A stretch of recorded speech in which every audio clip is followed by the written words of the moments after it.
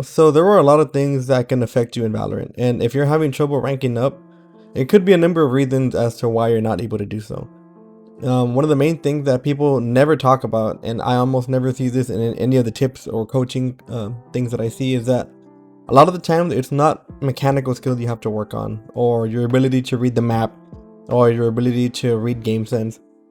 Sometimes what you really have to focus on is having a good mental state. A good mental state, I feel, is one of the most important things when it comes to being able to climb up your rank in Valorant, due to the fact that you're going to be faced with a lot of different problems, a lot of different people that are not going to fit the way you normally play the game. And what I mean by that is that you're going to either play with people that are toxic, you're going to play with people that are throwing, you're going to lose rounds that you shouldn't lose, and you're going to eventually have to go through situations in games that are going to be extremely stressful on your mental. And the reason I'm bringing this up is because there are a number of ways that a bad mental state can actually affect your gameplay. And if you feel like your mechanics are on point and you're being honest to yourself, that you're not lying, that your aim is on point and you're playing smart or whatever, then your mental game could be in fact be the cause of your lack of ability to climb in the Valorant rank. So that being said, I'm sure you're asking, what are some examples of a bad mental state? Well, one of the main ones that I see a lot online, even in my Immortal lobbies where it's some of the highest ranked people in the game, is that there are some people that will autopilot after losing so many rounds, right? So say for example, you lose pistol round, you lose the round after that, and then you lose the bonus round too, right? I've had teammates that try to forfeit after losing 3 rounds, the first 3 rounds of the game, right? And that is a nasty mental to have, due to the fact that you could actually win a lot of these games. And not only are you missing out on chances to win, you're missing out on some of the best moments Valorant has to offer, which is coming back and winning a game that you had no business winning, right? So it's obviously a problem that a lot of people have. And even if you're not one of those people that forfeit, you have to be aware that there are some people that don't want to quit the game, but they go into autopilot, which means that they stop trying, they stop thinking. I'm sure a lot of us have been in a game where we're up, 8-2, right? And then we go up 10-2 at the half, and we're like, man, this game's in the bag. And then the enemy team comes back and ends up beating us, and we're like, how do we lose that? Well, there are a number of things.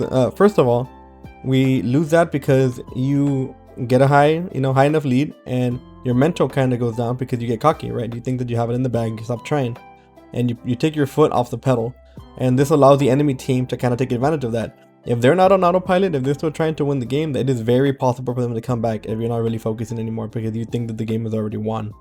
So you might not be one of those people that wants to forfeit the second you lose a few rounds in a row, but you might be that person that begins to either autopilot, or you begin to not really care about the game, thinking that it's already a loss. And that is the first mistake that's going to hold you back in ranks.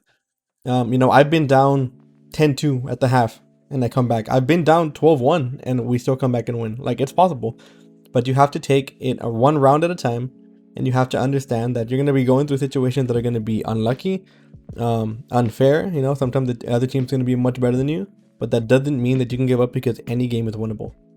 The second way that your mental can be broken is whenever you blame yourself a little bit too much. So I feel like blaming yourself is never really a bad thing if you do it correctly, because you can use that negative mindset that comes with blaming yourself and easy to improve. Like, if you whiff a bunch of shots during one game, maybe you have to focus on your aim or your crosshair placement or stuff like that. But it's when you overly do it that it affects you. If you're one of those people that gets mad at yourself every time you die, if you're one of those people that feels insecure about that you shouldn't be in the rank that you're in, then I'm talking to you. Sometimes I see people that will do bad one game and they're like, man, I don't deserve to be in this rank, or I'm complete garbage. Or they might, maybe think that they're not capable of reaching the rank they want to reach, right? Like, if it's a silver player and they do bad one game, they might think, man, I don't deserve to be a gold player, right? And this self-loathing, this self-hatred, this calling yourself shit is a very easy way to make that happen, if you get what I mean. Like, it's pretty much a self-fulfilling prophecy, right? You call yourself shit, so you're going to become shit because that's what you think you are. You're not going to play confident, you're going to play passive, you're going to be scared of peak stuff. Like, it's going to be a big problem for you, and that is a big no-no when it comes to trying to rank up in Valorant. You have to understand that everybody at some point started somewhere. Even the best Valorant players in the world were complete shit at some point. And not only that, but even the best players nowadays still messed up. We still make mistakes. You have people like Tarek, Tens, who don't win every game, right? They make mistakes, they whiff, they aren't watching the right thing, right? They mishear footsteps, they mishear calls, they call out the wrong thing. Like, it's a natural thing to go through, right? Nobody's perfect. And what makes the good players different from the bad players is that the good players are able to adjust mentally whenever something bad happens. You know, whenever you watch a pro game of Valorant, sometimes you see games where, you know, a team is up 8-2 and then the enemy team comes back and wins, right? And you're like, how is that possible? How do they throw that? Well, the fact is that when you're in a pro environment like that, every single round counts, and you never count yourself out, you never count the team out, and you take each round at a time. And that's the way that everybody should play, because that's honestly the way that you're going to rank up. You never want to feel like you're incapable of playing with the people in your lobby, because you're there for a reason, right? If you're against these people, that means the algorithm has put you there because it feels like you are capable of doing well against these people. So you have to take that for what it is. You have to be confident in your ability. Even if you're 0-7, guess what? You still have, you know, time in the game, right? It's never impossible to get back. Don't worry about your kills. If you're doing your job correctly, it shouldn't matter how many kills you have, because, you know, you're trying to fulfill your job as much as possible.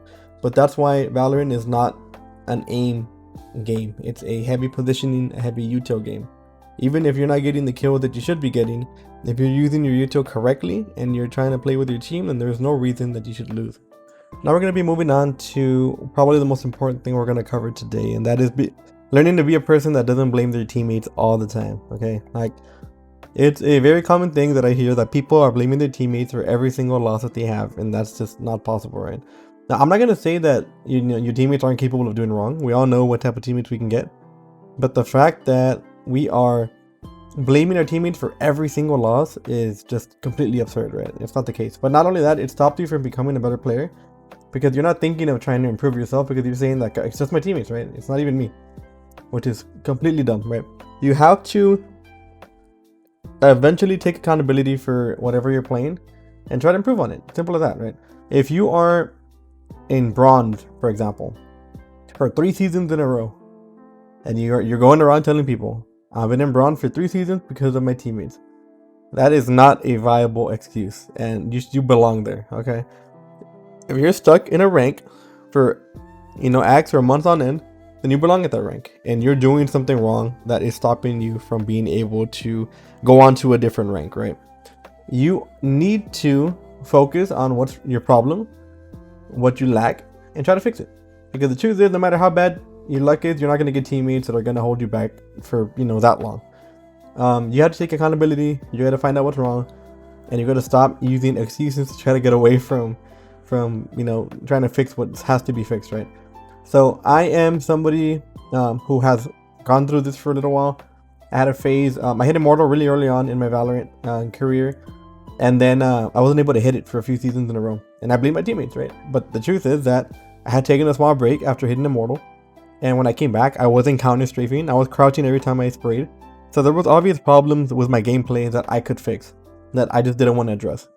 And it's not even your fault, right? If you're somebody who's doing this, it's not really your fault. It is common nature. Your brain does not want to accept the fact that you are not doing what you're supposed to be doing, right? In your mind, you're playing correctly, you're being smart, but there are a lot of ways that you could improve your gameplay, right? And if you are having trouble with that, if you think that you have a problem with this, then it's just a few mindset changes, I guess, that you can do to try to fix it, right? Start being positive with your teammates.